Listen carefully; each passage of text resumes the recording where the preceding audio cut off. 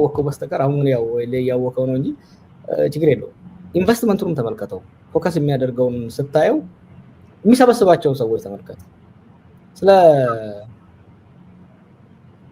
ስለ ባህር በር ለመወያየት መከላከያን አይደለም የሰበሰበው፣ ምሁራን አይደለም የሰበሰበው፣ ነጋዴዎችን የሰበሰበው፣ ሀብታም ነጋዴዎችን የሰበሰበው። እስከዛሬ ያደረጋቸው ስብሰባዎች ዶክተር ገዱ ሊያርሙኝ ይችላሉ። ከህዝብ ጋር የተደረጉ ስብሰባዎችን ብታይ እርግጠኛ ነኝ 80% የሚሆነው ከከተሜው ከነጋዴው ጋር ከሶ ራይት ዊንግ ምልህ ወደ ራይት ዘመም ነው ስለ ወጥ የሆነ እንደ ሌላው ዓለም ወጥ የሆነ የቀኝ ዘመም የፖለቲካ አይዲዮሎጂ ዲቨሎፕ ያደረገ አለው ሳይሆን ዝንባሌው ወደ ቀኝ ነው።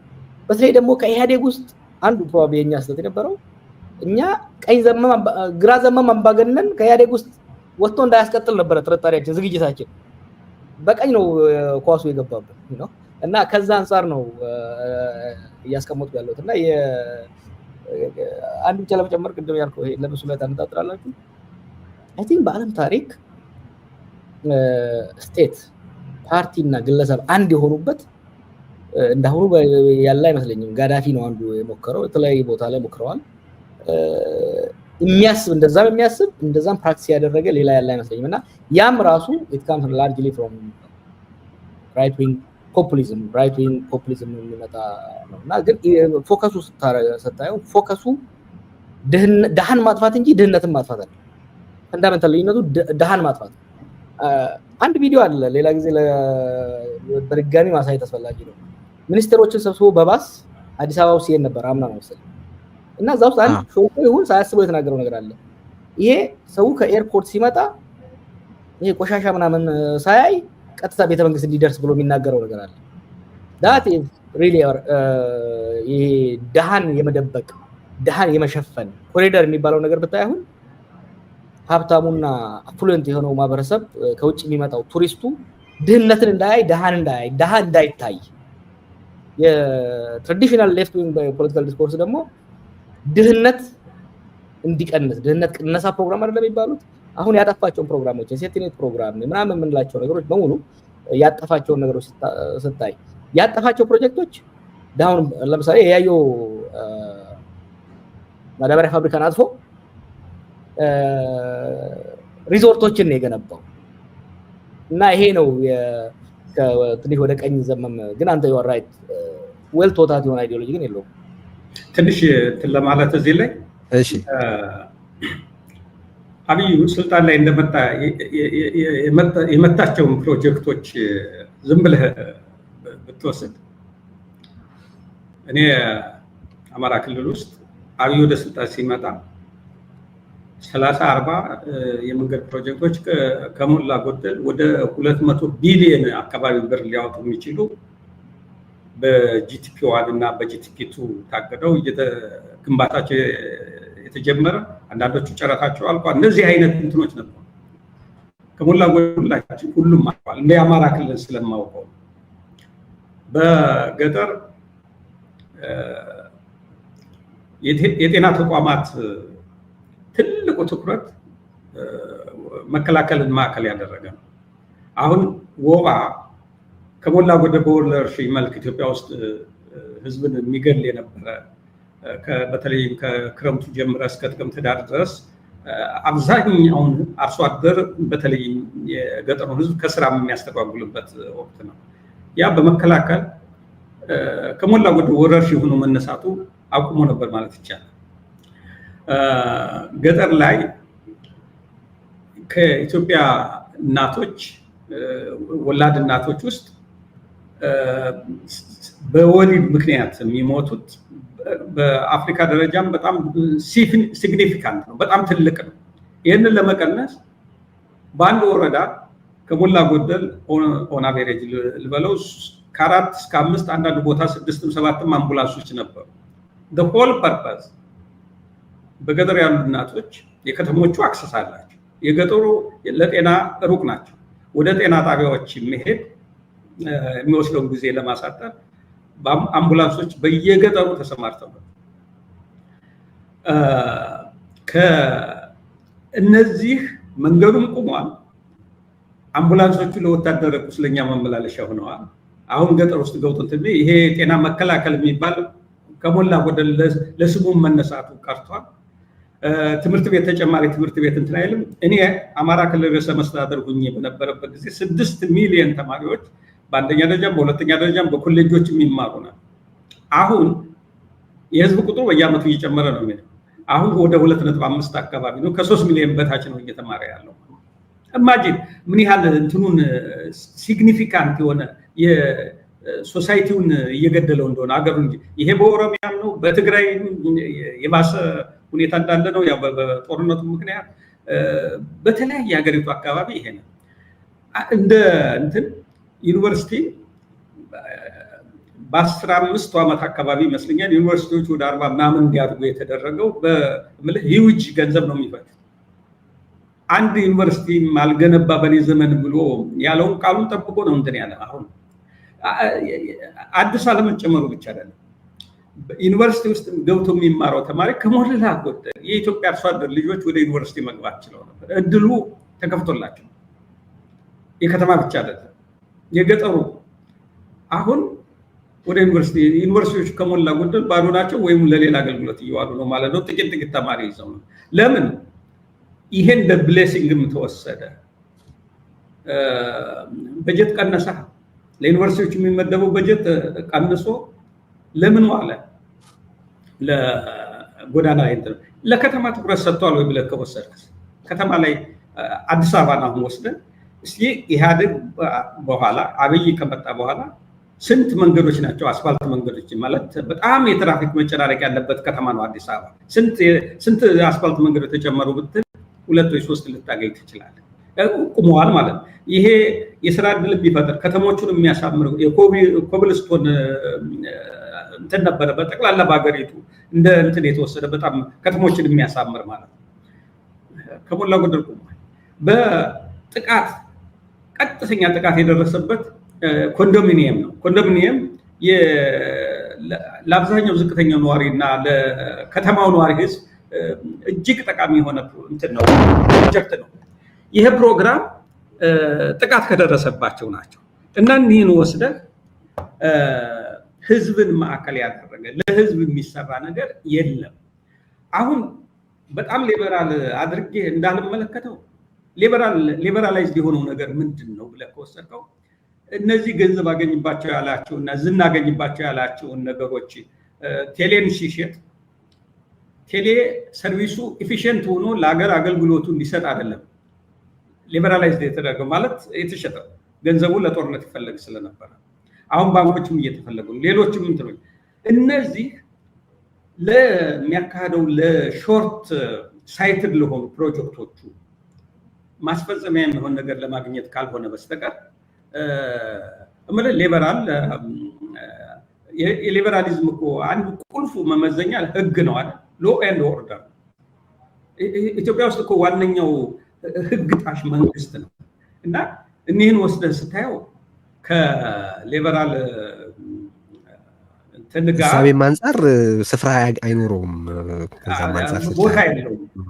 አጓጉል መንግስት ያለን አጓጉል አስተሳሰቡ ቅዠት እኮ ነው። አንድ የሆነ ነገር አቋም አምነህበት ዛሬም ተናግረው ነገ የምታድርለት የምትውልበት የምታስቀጥለው ሀሳብ ቢኖር ወስደህ ከአንደኛው ጋር ካራክተራይዝ ልታደርገው ትችል ነበር። አሁን እኮ የአብይ እንትን ካታጎራይዝ ለማድረግ አስቸጋሪ እና የሚሻለው አንድ በኢትዮጵያ የታሪክ የፖለቲካ ሂስትሪ ውስጥ አንድ በድንገት ብቅ ብሎ አገር እንትን መስምሶ ያወጣ ሰው አድርገህ ካልሆነ በስተቀር ከየትኛውም የፖለቲካ አስተላለፍ ልትወስደው አትችልም። ኦፍኮርስ ይህንን የፈጠረ የፖለቲካ መድረክ ለዚህ የተመቸ ሁኔታ የፈጠረው ዞሮ ዞሮ የሀገራችን ፖለቲካል ኢኮኖሚ ያለበት ውስንነት ነው ማለት ይቻላል። ጃዋርም ስታነሳ ሰምቻለሁ በአንድ ወቅት ከተማን እኮ እያሳደገ ነው እንደ ሲል ከተማ ማሳደግ ከላይ የሚብለጥልጥ ነገር ማድረግ አይደለም። ከተማ ማሳደግ ማለት የከተሜን ህይወት መለወጥ ነው። ከተማዋን በኢንፍራስትራክቸር እና በሌሎች ለከተማ ከተማ መሆን አስፈላጊ በሆኑ መሰረተ ልማት ዝርጋታ ኢኩዊፕ ማድረግ ነው እንጂ ማብለጭለጭ አይደለም። ከተሜነትም የአብይ ጉዳይ አይደለም ስትል ሰምቻለሁና ይሄ በጣም ኢምፖርታንት ነው። አብይን ቀኝ ዘመም ሲባል እኔ ነው ወይ ብዬ ጠየቅኩት። ቀኝ ዘመሞቹ ይኸው እኛ እኮ ከግራዎቹ ጋር ጠብ ስላለን ነው የምንደግፈው የሚል ሽፋን እንዳያደርጉት ስለምፈልግ ነው። ሪሊ አብይ የሚታመንለት ርዕዮትም የሚቆምለትም ህዝብ የኔ ነው ብለው የሚይዘው አስተሳሰብና ግብ አለው ለማለት በጣም አስቸጋሪ ነው ብዬ ስለማስብ ነው። ባጭሩ አሁንም ግድቡን በተመለከተ ሰሞኑን እየተወራ ነውና እሱን በተመለከተ አንስተን ወደ ትግልና ወደ ድህረ አብይ ጉዳዮች እንሄዳለን። ወደ ህልውና ትግሉ አቅጣጫ አሁን ያለው መሰባሰብ እንዴት በምን ምዕራፍ እንዲያልፍ እንደሚጠበቅ አሁን ያለበትን የተቃውሞ የህልውና ትግል ደረጃንም እንደዚሁ እንድታነሱ ፈልጋለሁ። ግን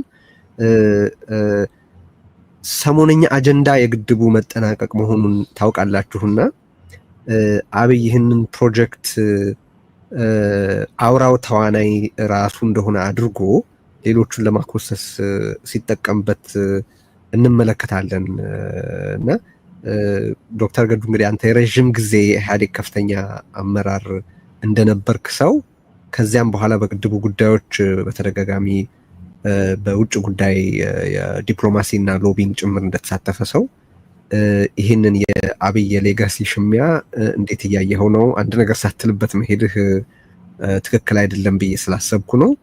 ሁለተኛ ጃዋርም ከዛ ቀጥሎ ግድቡን በተመለከተ ሳያስቆመው ሳያጠፋው እዚህ ስለደረሰ ራሱ የሆነ ክሬዲት ልንሰጠው ይገባ ይሆናል ሌሎቹን ካደረገው አኳያ ስትል ሰምቻለሁና ይሄ ግድብ አብይን ተፋልሞ የደረሰ አብይን ተዋግቶ የደረሰ ፕሮጀክት ነው ብዬ ነው የማስበው። እኔ ቆስሎ ነው የደረሰው።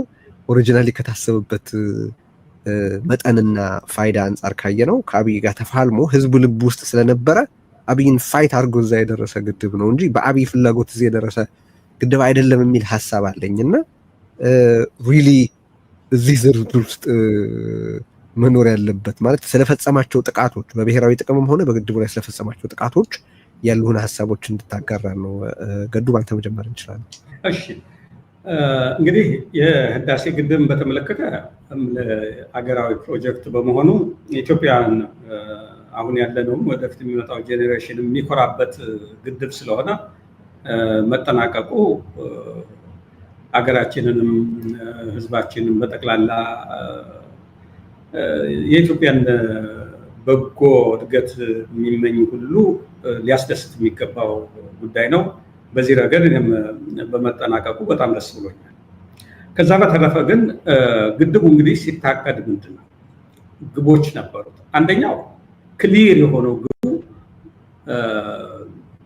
ኢትዮጵያ ብዙ የውሃ ሀብት አላት። ከውሃ ሀብቷ ትጠቀም በእውቀትም በገንዘብ እጥረትም እና በሌላ በውጭ ባለ ጫናም በዋናነት ግን በውስጣዊ ሁኔታው ምክንያት ሳትጠቀም ትኖራለች። ይሄን አሁን የውሃ ሀብቷ የዛ ወቅት ጠላት ተደርጎ የተፈረጀው ድህነት ስለነበረ ከድህነት መውጫ አንድ ቁልፍ መሳሪያ ተደርጎ ነው ግድቡ የታቀደው።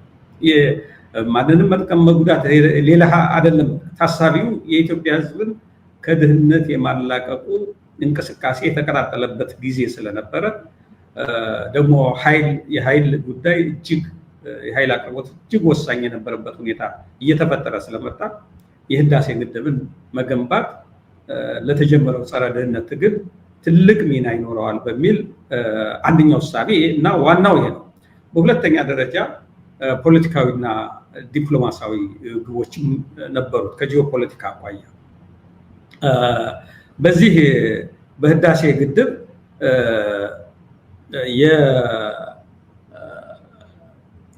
በመገንባቱ ምክንያት ኢትዮጵያ ከፍተኛ የውሃ አቅራቢ ሀገር ናት። ውሃው የሚመነጨው ከኢትዮጵያ ነው። ለናይል ጠቅላላ 86 በመቶ የምታቀርብ ሀገር ናት። ነገር ግን ፖለቲካሊ ይሄ ውሃ በቅኝ ግዛ ጊዜ ዘመን ሱዳን እና ግብፅ በተለይ ከቅኝ ገዢዎቻቸው ጋር በነበራቸው የተወሰነ ሌሎቹን ያገለለ ስምምነት ነበረ። ይሄ ግድብ ያን ኢትዮጵያ በተፈጥሮ ሀብቷ የመጠቀም መብቷን አሰርት ያደረገ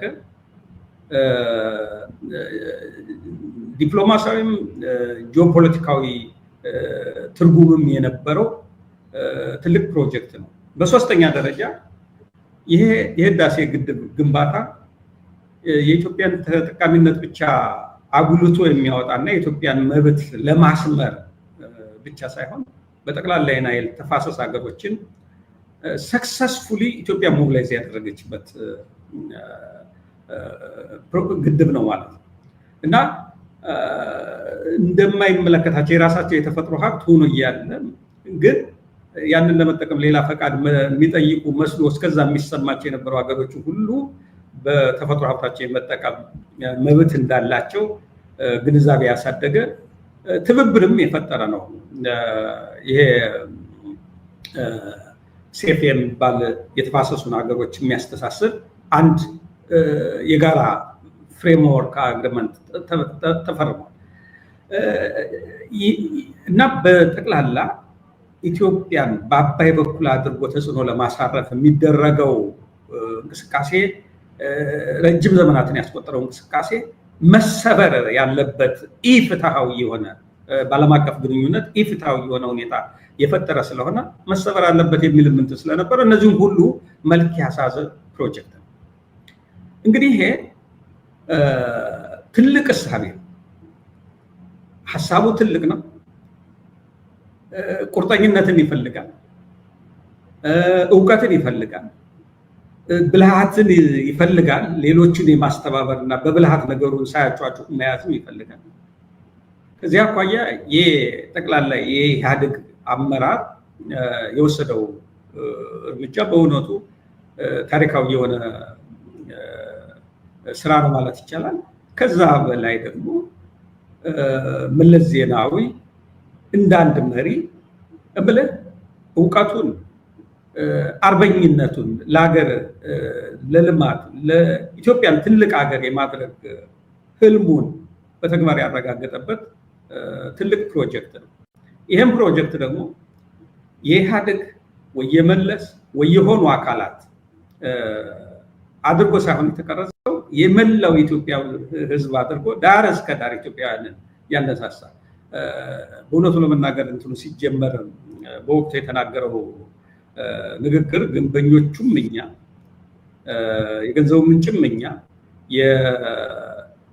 የመሐንዲሶቹም እኛ የሚለው እንትን እና ለኢትዮጵያ ህዝብ ነው ኮሊንግ ያጠር እንትን ያለው እና ያ ህዝብ ዳር እስከ ዳር ዲያስፖራ እንኳን ሆስታይል የነበረው ለኢህአዴግ ተቃዋሚ የነበረው በዚህ አጀንዳ ዙሪያ በከፍተኛ ሁኔታ ሞቢላይዝ የሆነበት ሁኔታ እና ህዳሴ ግድብ እንዳንድ ፕሮጀክት ብቻ ሳይሆን እንዳንድ ኢትዮጵያውያንን ከሚያግባቡ በጋራ ሞቢላይዝድ ከሆኑባቸው ጥቂት ጉዳዮች ምናልባትም እንደ አድዋ ይሄ የሀገርን ነፃነት በማስከበር የመሳሰሉት ድሎች ጋር አብረ ልታየው የምትችል እንዳለ መታደል ነው።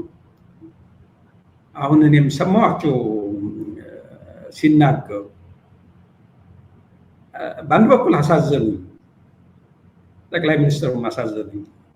ምን ያህል የቅቡልነት ውድቀት እንደገጠመው በዚህ በህዳሴ ግድብ ተንጠልጥሎ ያ ደግሞ እኮ ሀምብል በሆነ መንገድ ትህትና በተሞላበት መንገድ ቢያደርገው የኢትዮጵያ ህዝብ ክሬዲቱን የሚነሳው አይደለም። እሱ የነበረውን አስተዋጽኦ ክሬዲቱን አይነሳውም ነበር።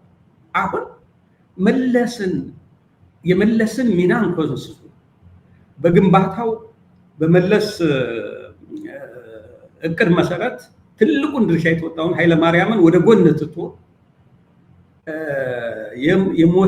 የሞተ ግድብ እንዳስነሳ አድርጎ ለማቅረብ የተሞከረበትን ትልቅ አይደለም። በእውነቱ ለመናገር እንደው የፖለቲካችንንም ከአንዱ ላይ ሌላ እየጨመርክ መሄድ ሳይሆን የኋለኛ የቀደመውን እያፈረስክ ኋላ የራስህን ብቻ ለማኖር የሚደረገው እንትን በድምሩ ስታየው ታሪክ አልባ የሚያደርገንን እንቅስቃሴ የዛ መንፈስ ነው ተጠናውቶ እንትን ያደረገውና ብልህ ቢሆኑ ኖሮ ምንድን ነበር መሰለህ? በእውነቱ ለመናገር በዚህ ግድብ የመለስ ዜናዊ የዲፕሎማቲክ ችሎታ፣ ቁርጠኝነት፣ አርቆ አሳቢነት እና ጀግንነት በእውነቱ ለመናገር ድፍረት ያንን ማዕከል አጉልተው ከዛ ቢጠጉ የተወሰነ ክሬዲት ያገኙ ነበር። አሁን ግን ኦልሬዲ እኮ ይህንን ግድብ የመለስም ሳይሆን የመላው ኢትዮጵያውያን የጋራ ፕሮጀክት ተደርጎ ከሰው አእምሮ ውስጥ ከእያንዳንዱ ኢትዮጵያዊ አእምሮ ውስጥ እንዲገባ ተደርጎ ኢትዮጵያውያን ከምንም በላይ የሚንከባከቡት፣ የሚጠይቁት፣ የሚመለከቱት የጋራ ፕሮጀክታቸው ነው። የህዳሴ ፕሮጀክት የተባለበትም በዛ ምክንያት ነው እና ይሄንን ከህዝብ ነጥላ አሁን እናንተ እኮ ብዙ ያዋጣችሁ እንዳይመስላችሁ ትንሽ ናት ከዚህ ግባ የምትባል አይደለችም።